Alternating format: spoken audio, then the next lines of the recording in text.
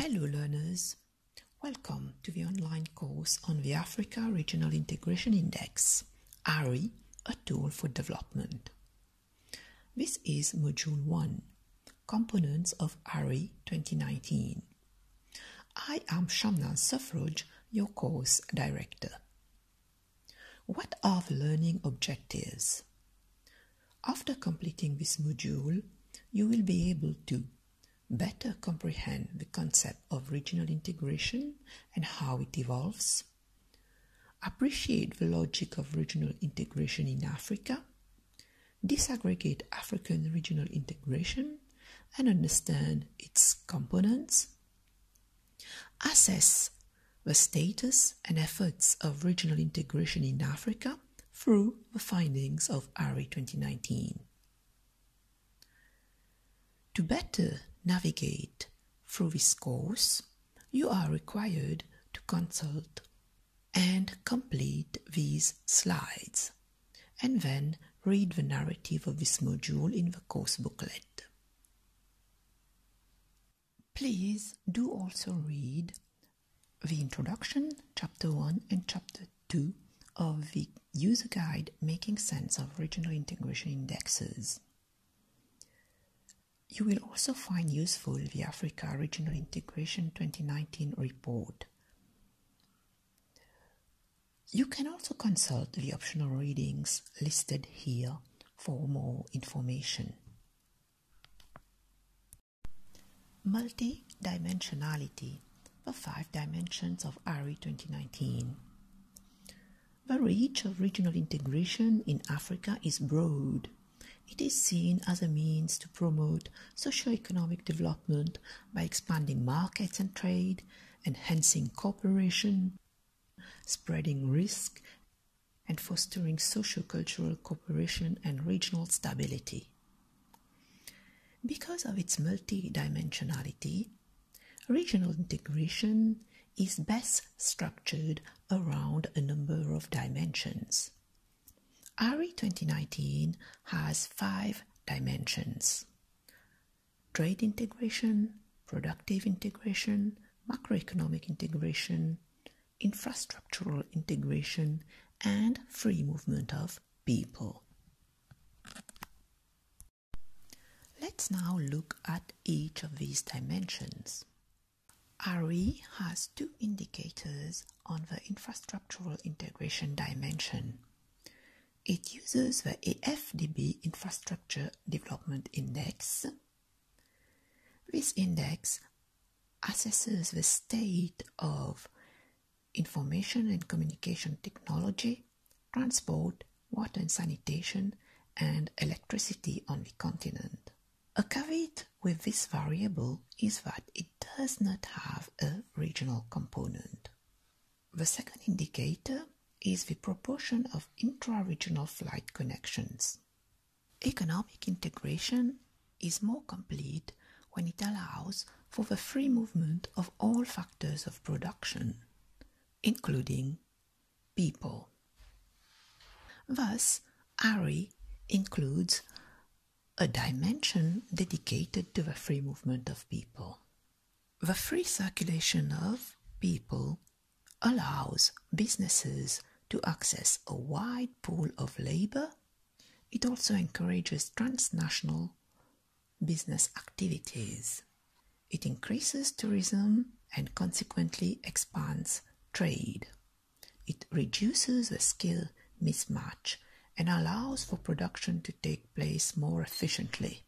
The free circulation of people across borders also fosters social and cultural linkages that in turn facilitate regional integration. ARII uses 3 indicators to measure the free movement of people in Africa. The first one is an institutional variable. It is the Protocol on the Free Movement of Persons.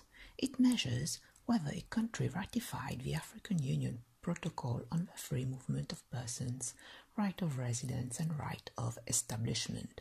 The next 2 indicators are derived from the Africa Visa Openness Index of the AFDB. They are the number of countries that require a visa, and the number of countries that are granted a visa on arrival. Here is an overview of the dimensions and indicators used in Ang-ARII 2019. Recall that there are 5 dimensions and 16 indicators. The AFCFTA indicator is only used to measure trade integration at the continental level, but not at the levels of the regional economic communities. Africa's results on its 5 dimensions. The radar chart illustrates the average for the 5 dimensions of regional integration in Africa. Africa scores highest on the free movement of people dimension, scoring 0.44. The continent has made great strides to allow its citizens to move freely.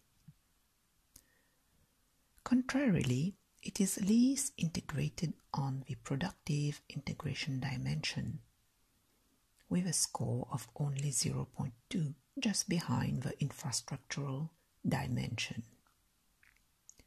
Take a look at the pink line depicting the African average.